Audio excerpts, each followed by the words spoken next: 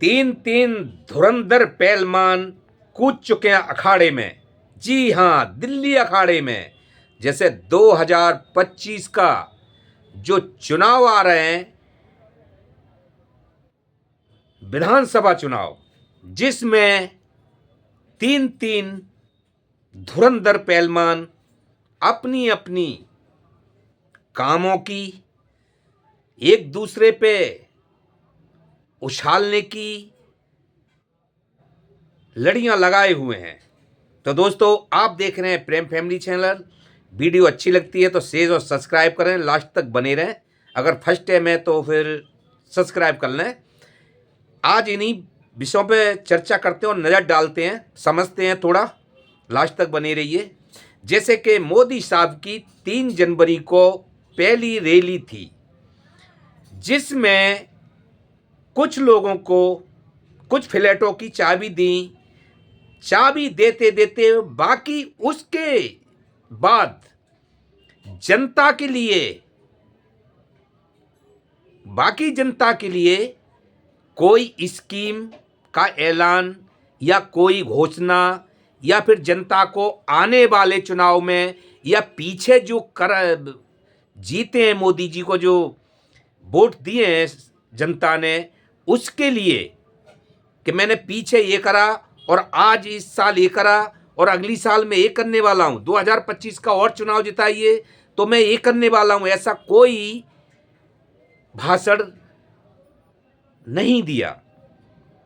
कोई स्कीम जनता को नहीं बताई। हाँ, बताई क्या कि केजरीवाल को शीश महल पे मुद्दा उठाया, जबकि कहावत ये है कि खुद कांच के घर में रहते हैं तो दूसरों के घर पे पत्थर नहीं मारते।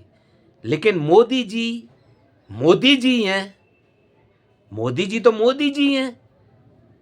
वो उस कार्य को करते भी जाते हैं और उसी को विपक्ष पे निशाना भी लगाते जाते हैं, जबकि उससे कई गुना महंगी कीमत का मोदी साहब का शीश महल है।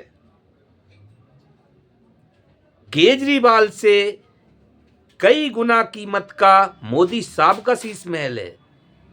केजरीवाल कभी हवाई जहाज में नहीं घूमते, लेकिन खुद का मोदी साहब ने जब से पीएम बने हैं खुद का जहाज खरीदा। वो किसके लिए? जनता के लिए। 10 लाख का सूट, 1.5 लाख का पेन, 3 लाख का चश्मा, तो आप जनता का कहां से भला करोगे? जनता को तो पूरा पैसा आप ही खा रहे हो, फिर जनता का भला कहां कर पाओगे? जब आप तो फकीर नहीं थे, आप तो एक राजा फकीर निकले आए। तो दोस्तों, मोदी साहब ने 3 जनवरी को जो आप पार्टी पर हमला किया था, जो पत्थर फेंके थे कांग्रेस पे और आप पार्टी पे, लेकिन कांग्रेस की तरफ से भी फिर वो पत्थरों की बार आई कि अब मोदी साहब को संभालना भारी है, और केजरीवाल की तरफ से भी बौछार हो गई, लौट पलट उनका भी बार हुआ, क्योंकि केजरीवाल के तो काम जनता की नज़र में है, तो केजरीवाल ने तो गिना दिए। मोदी साहब के पास गिनाने के लिए कुछ था ही नहीं। नहीं तो कोई चुनाव लड़ने का कोई वजूद है, नहीं कोई चेहरा है सीएम का, और नहीं उनका कोई एजेंडा है, और नहीं कोई मुद्दा है कि जी हम इस मुद्दे पे जनता के लिए आगे ये करने वाले हैं, इस मुद्दे पे हमें वोट दीजिए। कुछ एजेंडा है? नहीं है। तो दोस्तों, देखने वाली बात यह है कि अब ये 3 धुरंधे, यानी खास करके सीएम की टक्कर और विपक्ष के नेता की टक्कर और सीएम केजरीवाल की टक्कर मोदी चेहरा से, क्योंकि सामने मोदी जी का सीएम नहीं, स्वयं मोदी खड़े हुए हैं। मोदी प्रचार कर रहे हैं सीएम की जगह पे, मोदी टक्कर ले रहे हैं। अब जे एक तरफ विपक्ष नेता राहुल गांधी, एक केजरीवाल दिल्ली के पूर्व सीएम, उधर इंडिया का प्रधानमंत्री उनकी टक्कर पे सामने उनको चेहरा पे अपनी वोट लड़ रहा है।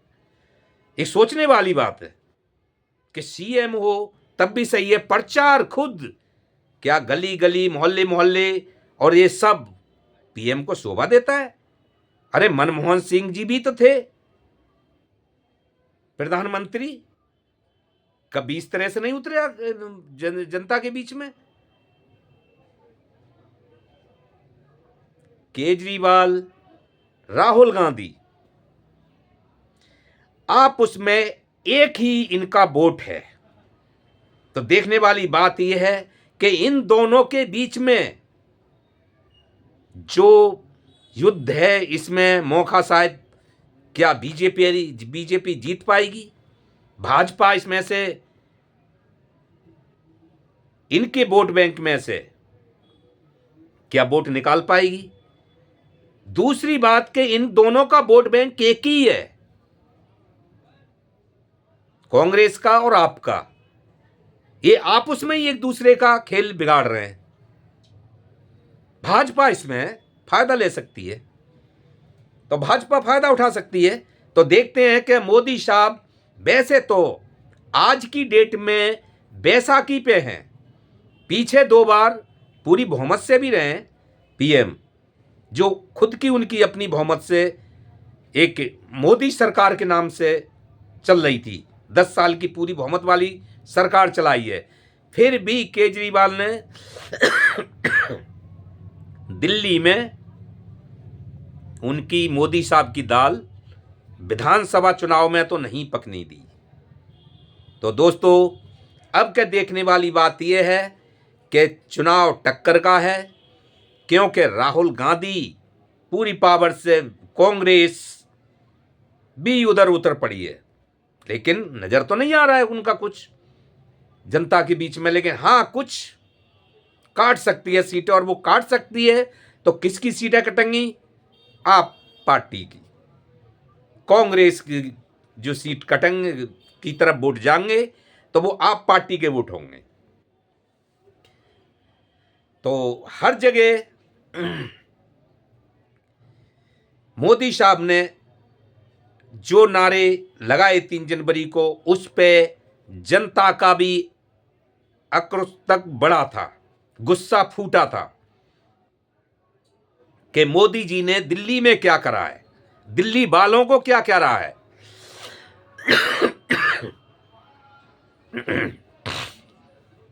तो दोस्तों, देखने वाला है आगे 2024 में, देखते हैं। बाकी तो सब धीरे धीरे सामने आ जाएगा, पता चलेगा कि क्या हुआ 2025 में चुनाव का। तो प्रेम को दीजिए इजाज़त, नमस्कार।